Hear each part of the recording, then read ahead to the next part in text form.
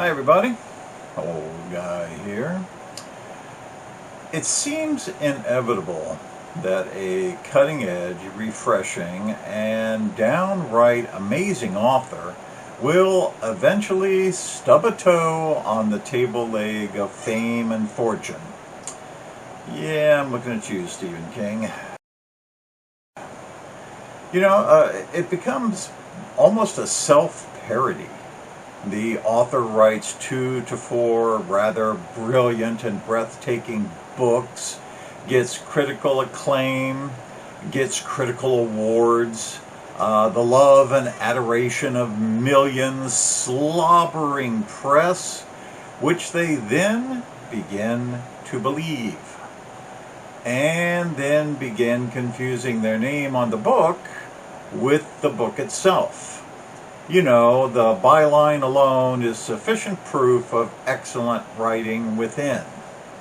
No longer a writer, they become an author with deadlines and commitments and staff, and forget that they were a free person in Paris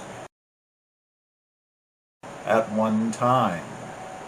Got to get the next book out. Got to go for the next bestseller list, the next award show, the clamoring fans lined up at Barnes & Noble.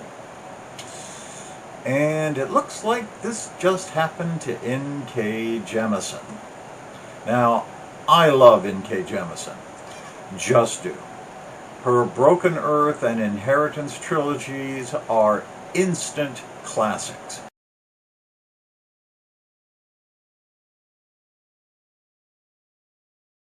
Must-reads by anyone who considers themselves a fantasy and/or sci-fi fan.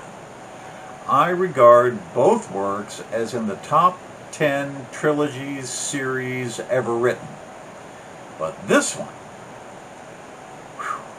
I had to keep checking the cover to make sure that Jemisin had actually written it, because it just doesn't measure up. So the premise here is that New York City is about to be born, becoming sentient through the administration of its avatar. Okay, that sounds pretty far out there and intriguing, especially when an enemy opposing that sentience is bent on causing a city-wide catastrophe to prevent the city's birthing. It takes avatars from the other boroughs and even from an already birthed city, Sao Paulo. It takes these people to unite, free the now comatose city avatar, the main one, and fight the enemy. So, like I said, far out there and wild, which is vintage Jemisin. But this falls as flat as a deflated Macy's Thanksgiving balloon, because it's one of the most checklisted novels I've read in a very long time. It was like reading a book written by NPR and the Sans-Culottes. Early on, a formula emerges where one of the heroic non-heroes encounters and responds and ultimately delays, defeats the enemy. This same scenario is repeated almost exactly for each avatar.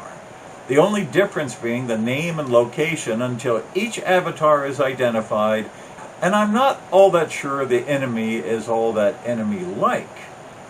Apparently, if New York City becomes sentient, then millions of persons in alternate universes will cease to exist. Sure is a lot of alternate universe stuff popping up lately, don't you think? Well, anyway, it seems to me that the enemy has a point. But then if New York City doesn't become sentient, then there will be a catastrophe of city-shattering proportions.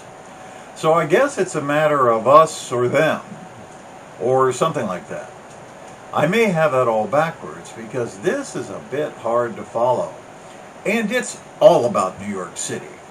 If you love New York City, or think New York City is the bee's knees, or has been taught by generations of sophisticates that you must care about New York City in order to be considered a sophisticate, then this is for you. But what if you don't care for New York City any more than, say, Detroit? Then this becomes rather tedious, cliche-ridden, and downright tiring. In fact, it reminds me of a time in my distant past when I was hanging around with an immigration agent in upstate New York, and we got called to the Canadian border to deal with a smuggler issue. Seems this Brooklyn family got up that morning and decided to go for a drive to Quebec, which they figured was just past Jersey somewhere. While they were in Quebec, they picked up a hitchhiker, because apparently that's what you do, and headed home and got stopped at the border because the hitchhiker was a criminal. Our first question to the family, where are you from? And I'll never forget this. The husband and the wife and the children looked at us with absolute astonishment and incredulity and yelped, "Oh, New York! Isn't everybody?" Old guy here. See ya later.